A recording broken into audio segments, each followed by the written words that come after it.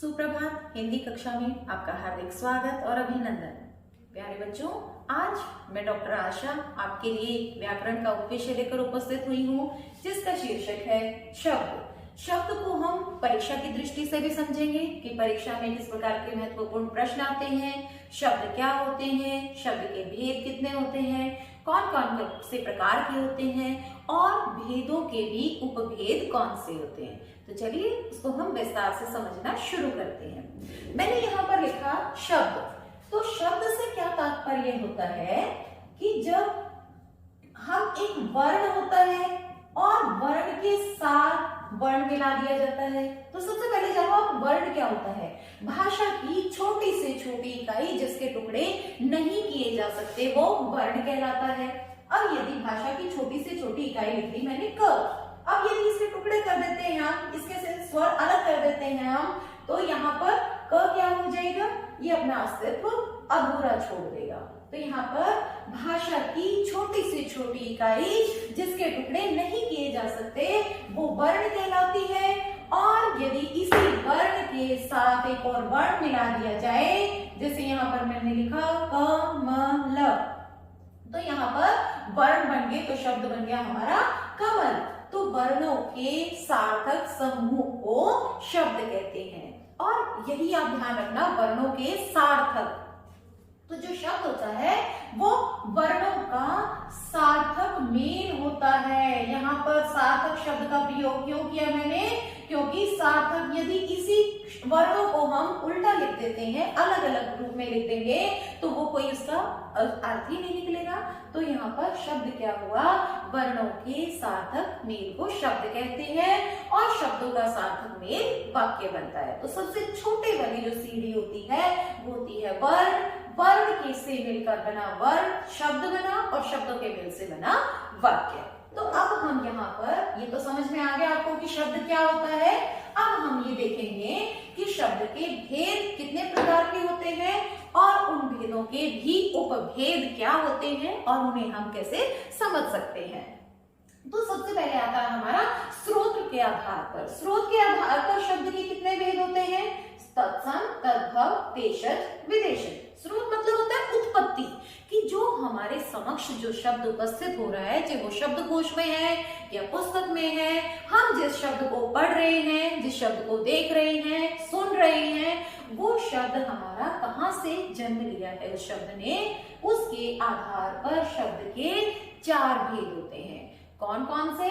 सबसे पहला है तत्सम, तद्भव, देशज, विदेशज। अब आप देखो कि इसमें परीक्षा में आपका क्या आ जाएगा कि इसमें आपकी परिभाषा पूछी जा सकती है, इसमें आपके स्रोत के आधार पर शब्द के भेद पूछे जा सकते हैं। अब ये आता है कि तत्सम शब्द दे दिए, उसको तद्भव में परिवर्तित करना आ सकता है। तो ये सारी चीजें हमें पता होनी चाहिए।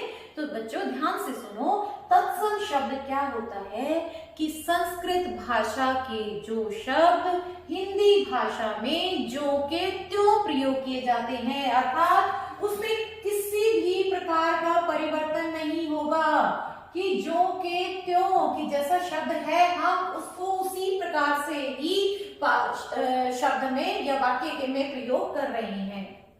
अब अगर मान लो कि मैं ये लिख देती हूँ यहाँ पर कि मैंने लिखा चंद्र शब्द, तो क्या है वो तत्सम शब्द। मैंने लिखा दधी शब्द, वो हुआ हमारा तत्सम शब्द। मैं लिखती हूँ क्षेत्र, वो हुआ तत्सम शब्द। मैंने लिखा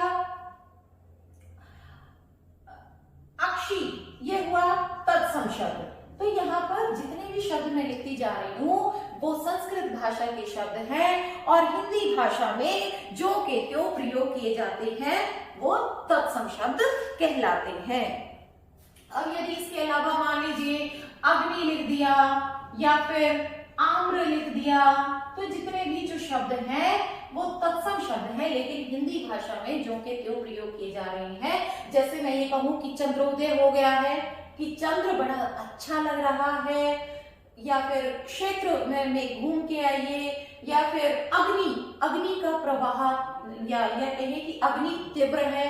तो ये जो शब्द प्रयोग किए गए हैं ये तत्सम भाषा के शब्द हैं और हिंदी भाषा में हम इन शब्दों को जो का त्यों प्रयोग करते हैं तो वो तत्सम शब्द कहलाते हैं। बढ़ते हैं तद्भव शब्द की ओर कि तद्भव क्या होते हैं कि संस्कृत भाषा के शब्द जो हिंदी भाषा में बदलकर प्रयोग किए जाते हैं। वैसे शब्द तो वो संस्कृत भाषा की हैं, लेकिन हम उसे हिंदी में परिवर्तित कर लेते हैं तो वो तद्भव शब्द कहलाते हैं। अब इन्हीं उदाहरणों को ले लेते हैं। मैं चंद्र है, चंद्र को मैं क्या कर देती हूँ, यदि मैं लिखती हूँ इसको चांद तो हुआ तद्भव शब्द। दधी का आ गया दही। अब आता है क्षेत्र का लिख दिया मैंने खेत, अक्षी का लिख दिया मैंने आग, आग के रूप में परिवर्तित किया गया। अग्नि का हो गया आग और आम्र का हो गया आम।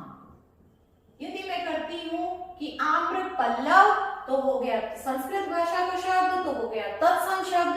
यदि मैं लिखती हूं कि आम के पत्ते तो वो हो गया तद्भव शब्द। समझ आया बच्चों कि संस्कृत भाषा के जो शब्द हिंदी भाषा में जो के त्यों प्रयोग किए जाते हैं तो वो तत्सम शब्द कहलाते हैं, और यदि उन्हीं शब्दों को हिंदी भाषा के रूप में परिवर्तित कर दिया जाए तो वो तद्भव शब्द कहलाते हैं। यहाँ पर ऊपर वाली पंक्ति में जितने भी शब्द लिखे हैं वो संस्कृत भाषा के शब्द हैं, और उन्हीं को मैंने हिंदी में परिवर्तित कर दिया है, वो तद्भव शब्द है।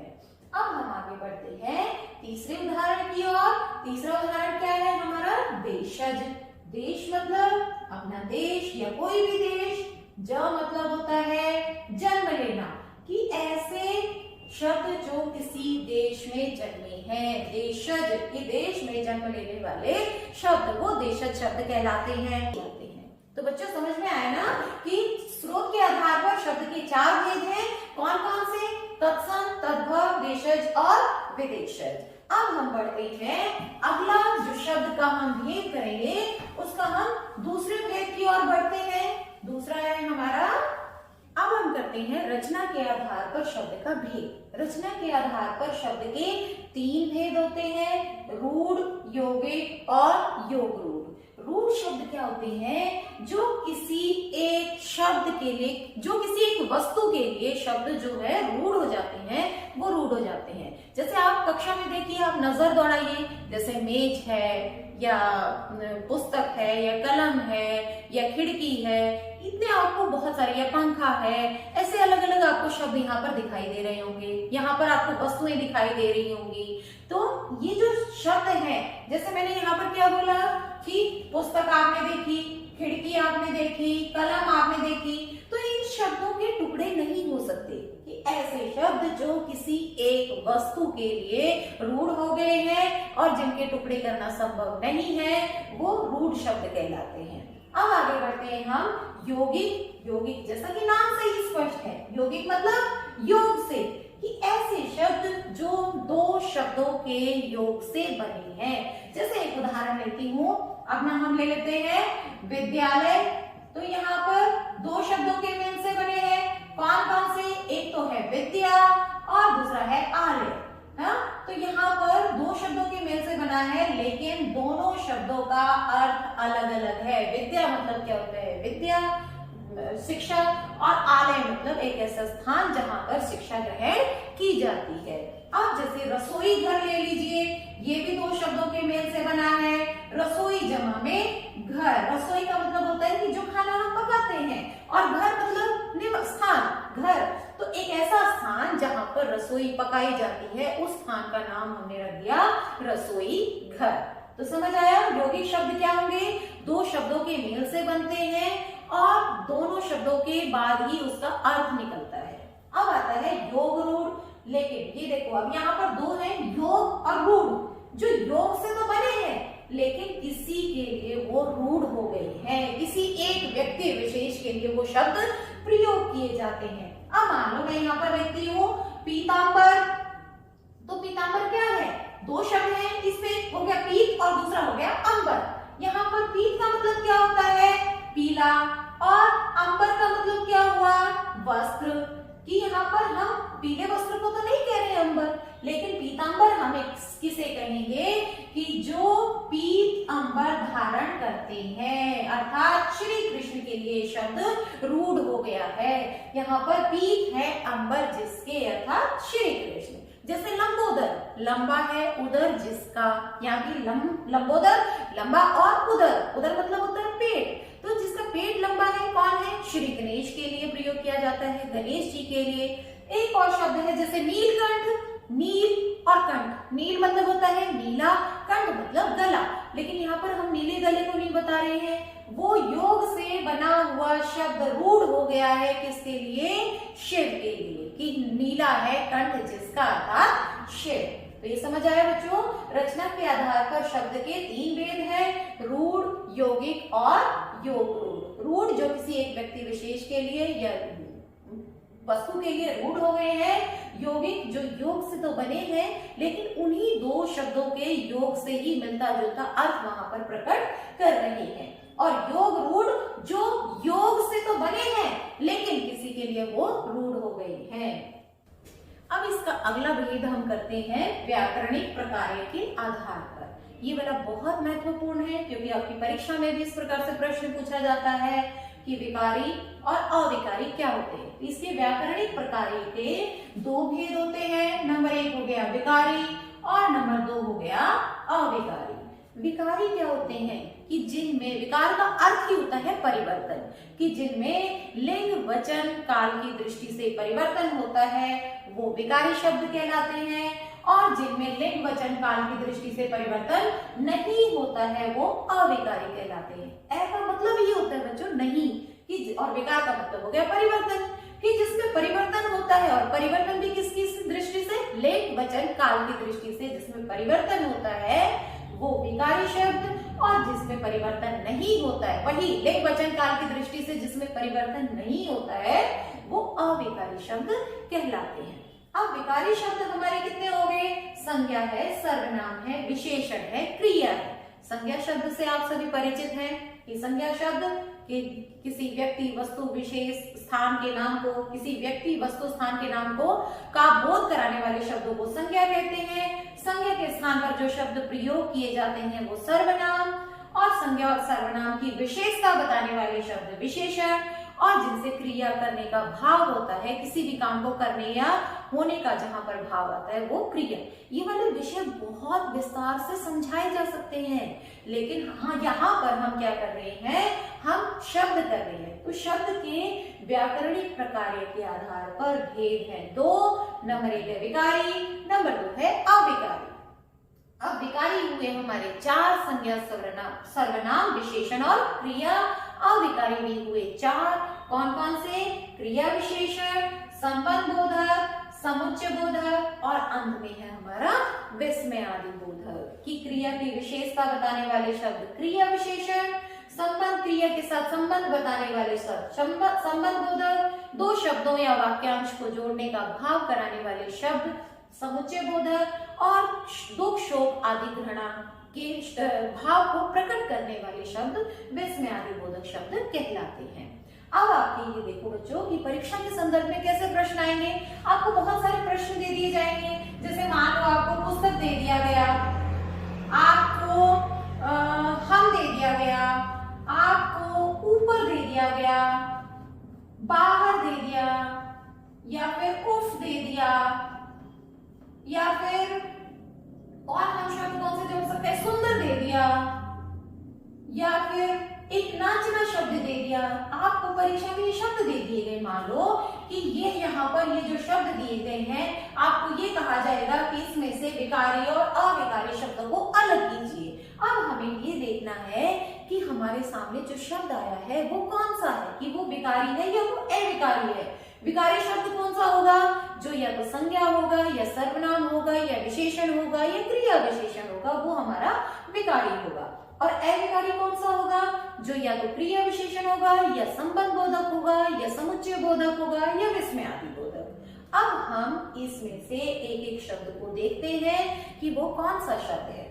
जैसे सुंदर है, सुंदर कौन सा शब्द है, हमें इस बात की जानकारी होनी चाहिए कि संज्ञा शब्द कौन से हैं, सर्वनाम कौन से, विशेषण कौन से, क्रिया विशेषण, तभी उनको हम वर्ग और श्रेणी के आधार पर उनको बांट सकते हैं कि कौन सा विकारी है और कौन सा अविकारी। सुंदर शब्द क्या हुआ, यह है विशेषण, क्योंकि विशेषता प्रकट कर रहा है। नाचना क्या है, क्रिया की जा रही है, नाचा जा रहा है, तो वो हो गया क्रिया। तो पुस्तक क्या है? संज्ञा शब्द है। हम क्या है? सर्वनाम शब्द है। तो ये जो ऊपर वाले शब्द आ गए ये हमारे विकारी में आ गए।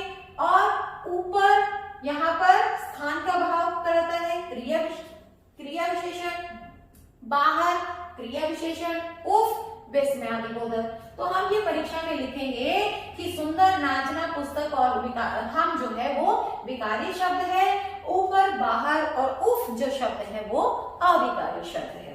तो यहाँ पर आपको समझ आएगा बच्चों कि विकारी कौन से होते हैं और अविकारी कौन से होते हैं। अब हम इसको उदाहरण के माध्यम से समझते हैं। अब मान लीजिए मैंने यहाँ पर लिखा अच्छा शब्द। आप ये सोचोगे कि ये अच्छा कैसे परिवर्तित हुआ? ये तो अच्छा शब्द है, ये तो विशेषण है, ये तो किसी भी प्रकार से प्रयोग किया जा सकता है। तो हम ये कहेंगे कि हम यदि पुल्लिंग के लिए प्रयोग करते हैं तो हो जाएगा राम एक अच्छा लड़का है। वो हो गया अच्छा शब्द। अब यदि इसी को मैं स्त्रीलिंग के लिए प्रयोग करूंगी तो मैं क्या कहूंगी? रमा एक अच्छी लड़की है। हाँ, ये हुआ संज्ञा के लिए हुआ एक वचन स्त्रीलिंग और पुल्लिंग की दृष्टि से। अब यदि इसको वचन की दृष्टि से करती हूं मैं तो क्या आ जाएगा? यही शब्द परिवर्तित होकर हो जाएगा कि हम अच्छे बच्चे हैं। तो यहाँ पर वही शब्द हो गया ना, प्रयोग किया गया है। शब्द तो एक है लेकिन वो लिंग वचन काल की दृष्टि से अलग अलग के लिए अलग अलग रूप प्रदान कर रहा है। तो अब एक शब्द मैंने यहाँ पर और लिया था। सबसे पहले आपको ध्यान हो बच्चों, यहाँ पर मैंने लिया था ऊपर। अब इसको करते हैं। अब यदि राम के लिए प्रयोग करें तो राम ऊपर बैठा है। यदि रमा के लिए प्रयोग करें, रमा ऊपर बैठी है। एक वचन के लिए वह ऊपर बैठा है, बहुवचन के लिए वे ऊपर बैठे हैं। तो जो हमारा ये ऊपर शब्द है ये हर प्रकार से एक ही रूप लिए हुए है, इसमें कोई भी परिवर्तन नहीं हो रहा है। तो मुझे उम्मीद है कि आपको अच्छे से समझ में आ गया होगा कि लिंग वचन काल की दृष्टि से कैसे प्रयोग किए जाते हैं और किन शब्दों में विकार उत्पन्न नहीं होता है। इसका एक और भेद हम कर सकते हैं बच्चों। क्या करेंगे हम कि अर्थ के आधार पर दो भेद हो गए। एक हो गया सार्थक, एक हो गया निरर्थक। सार्थक मतलब जो भी कोई एक विशेष अर्थ प्रयोग करता है। और सार्थक में कौन कौन से कर सकते हैं हम कर सकते हैं जितने भी हमारी शब्दावली में पर्यायवाची शब्द है, फिर या फिर अनेकार्थी शब्द है, या फिर विलोम शब्द है। ये कि हमने विलोम शब्दों का प्रयोग किया, जितने भी हैं विलोम शब्द हैं हमारे वो इसमें आ सकते हैं। अनेकार्थी है या एकार्थी है, जितने भी जो हमारी शब्दावली में अलग अलग शब्द प्रयोग किए जाते हैं वो अर्थ के आधार पर हम उसे शामिल कर सकते हैं। लेकिन यहाँ पर मुख्य रूप से देखिए हमने कौन कौन से किए? स्रोत के आधार पर किए, रचना के आधार पर किए, व्याकरणिक प्रकार्य के आधार पर किए, उसमें भी उपभेद है और अर्थ के आधार पर शब्द के भेद है। तो बच्चों यहीं पर हमारा ये काला समाप्त होता है, ये अध्याय यहाँ पर समाप्त होता है। आशा है आपको अच्छे से समझ में आ गए होंगे। मिलते हैं एक और नए अध्याय के साथ, तब तक के लिए धन्यवाद।